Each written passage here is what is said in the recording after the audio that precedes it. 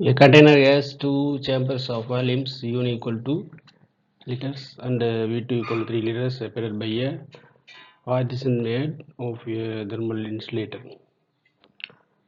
Two chambers வந்து V1 வந்து 2 liters, V2 வந்து 3 liters.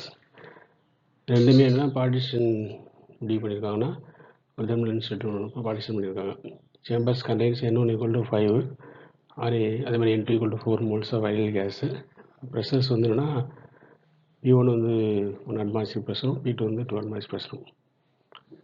இப்போ பார்ட்டிஷன் ரிமூவ் பண்ணிட்டாங்கன்னா மிக்சர் டென்ஷன் ஈக்லிபிரியம் ப்ரெஷர் என்ன ஒர்க் பண்ணிகிட்டு இருக்காங்க.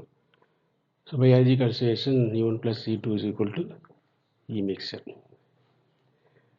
அப்போது E1க்கு என்ன வரும் 3/2 P1 P1 ப்ளஸ் E2க்கு வந்து 3/2 P2 E2. மிக்சர் வந்து 3/2 P mixture of P1 + V2.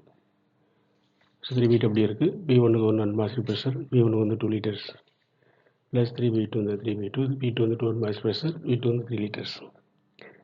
3/2 mixer தெரியாது. வால்யூம் எவ்வளோ 2 + 3 5 liters. 3/2 எல்லாத்துலேயும் எடுத்து காமனாக அடிச்சிடலாம். அப்போ இங்கே என்ன இருக்கும், இங்கே வந்து 2 + இங்கே 6, இங்கே வந்து V மிக்சர் 5. 3/2 எல்லாத்துலேயுமே அடிச்சிட்டேன் காமனாக எடுத்து. அப்போ 8 equal to P mixer to 5. So P mixer equal to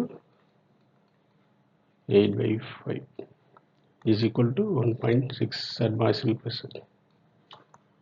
So option 2 is correct. Thanks for watching. Keep watching, subscribe and share.